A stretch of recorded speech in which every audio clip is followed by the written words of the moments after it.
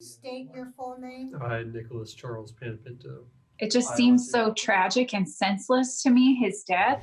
How does the vehicle roll over on flat ground? Why was he driving? There were so many questions that I had. His life ended at 20 years old. He had his whole future ahead of him. The fact that that's been taken away now, I can't let that be for absolutely no reason.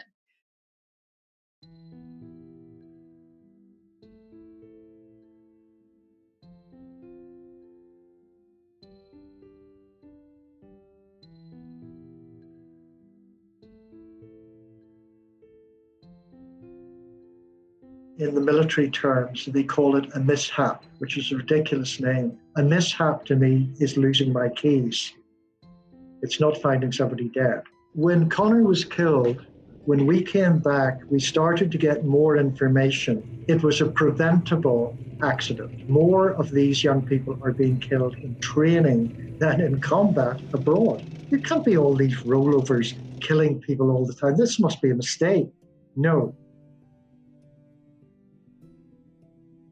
He was an old soul. He would give little pep talks to people, including me. He had always wanted to go in the military pretty much his whole life. A good old boy, I guess you would call him. Hunting, fishing. He was everything to all of us. His eyes, when he would look at me, he just had these hazel eyes that would have this yellow and green in them, and they would just light up. And when he looked at me, it was like our hearts were talking, you know?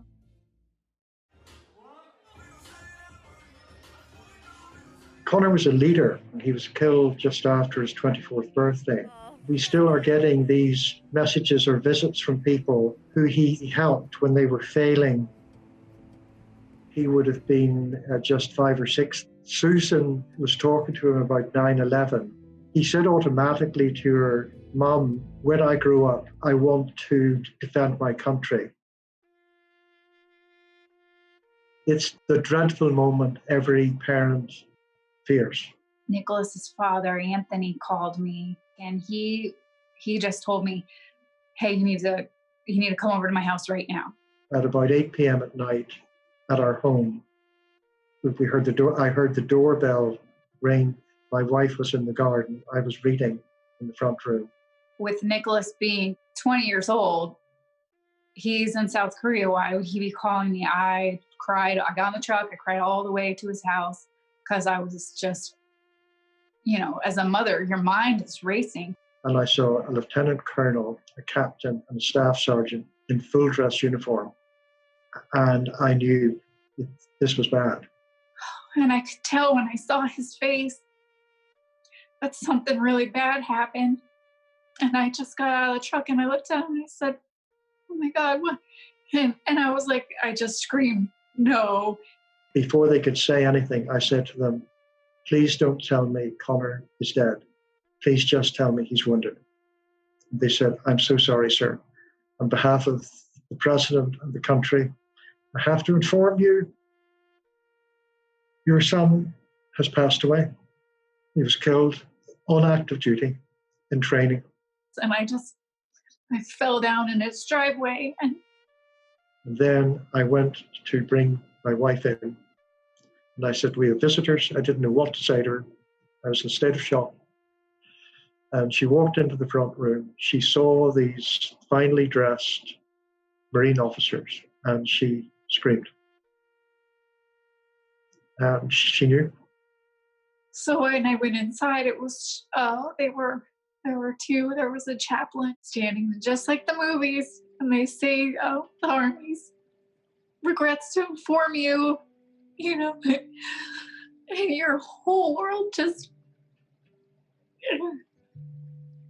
Traumatic, absolute shock, just like being hit.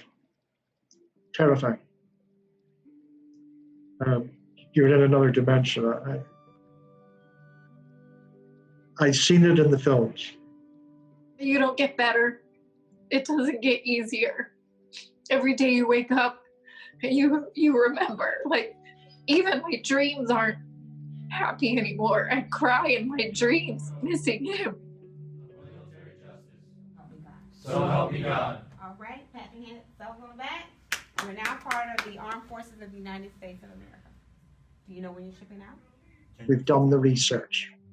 And it was clear to us after a few weeks that this was a major problem. The old argument of different circumstances, different vehicles, different conditions that the Pentagon, the Marine Corps, and the Army was playing didn't work anymore. No, guys, sorry, you have a system problem here, and we're going to help you fix it. Just really hoping that we can all push for change that saves lives, and that our children haven't died in vain. I no longer fear death.